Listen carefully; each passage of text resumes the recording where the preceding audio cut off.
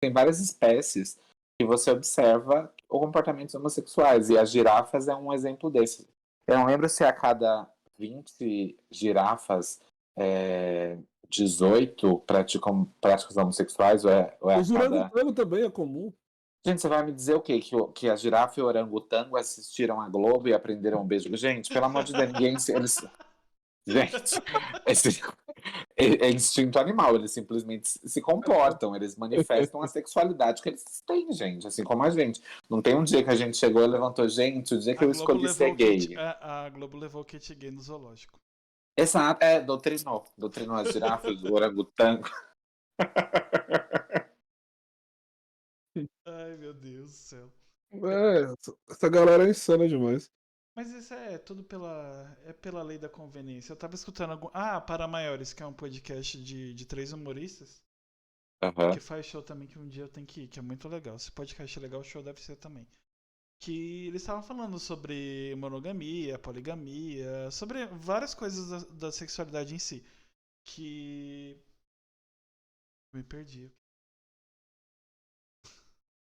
Entrando nesse âmbito aí, ó, rapidinho, só porque tu fez eu dar um gancho que eu lembrei. O pessoal foca tanto no Antigo Testamento, né, e tal, por que não foca nessas coisas também, né?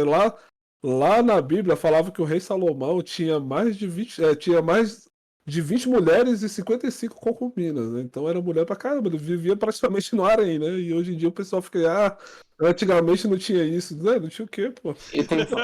Gente, exatamente, outra passagem, né, gente, Davi e Jonatã, que eram extremamente, que se fala sobre o amor deles, e se não me engano, não lembro quem disse pra quem, será que Davi que disse pra Jonatã, Jonatã disse pra Davi, que o amor dele era muito melhor do que o amor das mulheres, e justificam que não, a Gina não era sobre uma questão, porque, não querendo dizer que eles de fato eram homossexuais, podiam ser bissexuais, pansexuais, existem muitas possibilidades de sexualidade.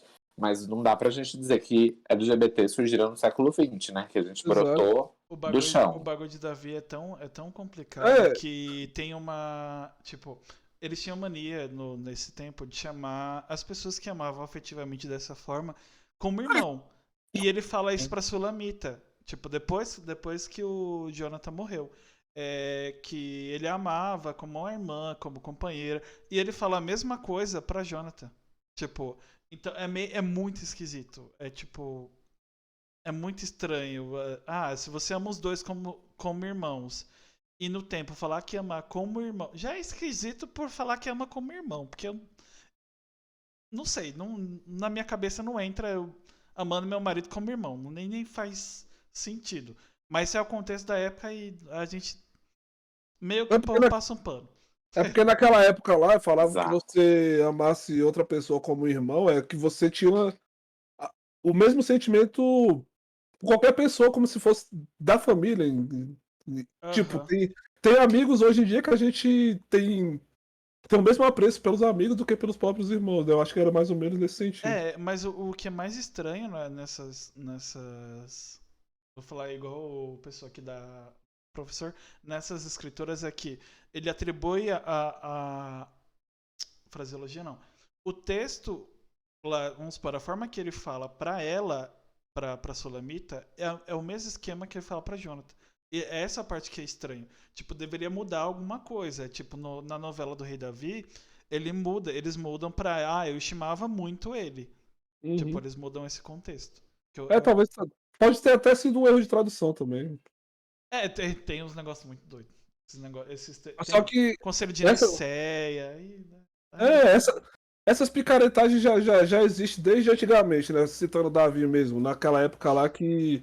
Eu esqueci o nome da mulher, mas eu lembro do marido dela, que o Davi era apaixonado pela é mulher de. Sulamita mesmo. É a Sulamita, né? Que Ah, ele vai lá e manda Urias pra. Ele manda Urias, ele bota ele como general, que ele tinha que ficar na frente da batalha, né? Aí tu, Uou! aí tu manda lá um cara que era um simples soldado, vira general, vai pra frente. Ele vai morrer, pô. Aí ele morreu, ele pegou a mulher do cara e vida que Tô segue, né? pensando num bagulho aqui.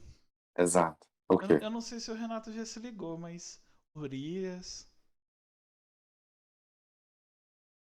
Não? Da Diaba? Já lembro do álbum da Isso Urias? mesmo.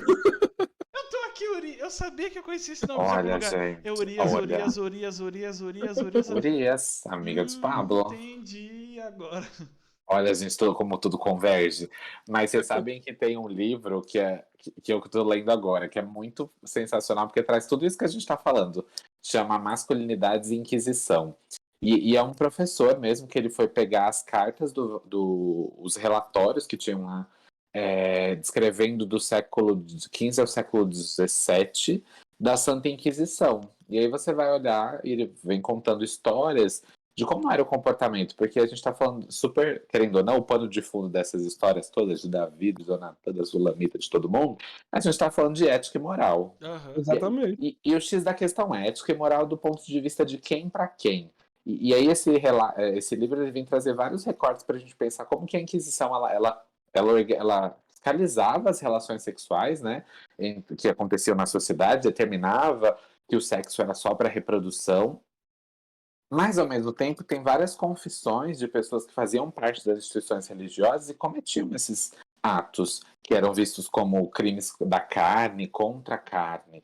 E aí a questão que fica muitas vezes é: a quem esse padrão atende? Porque a gente vive numa sociedade hoje que bebe muito nessa fonte, dessa moral, desses bons costumes, né? Mas é moral, o certo e o errado é bom para quem? Quem sempre são os corpos que estão à margem, né? E por que estão à margem sempre?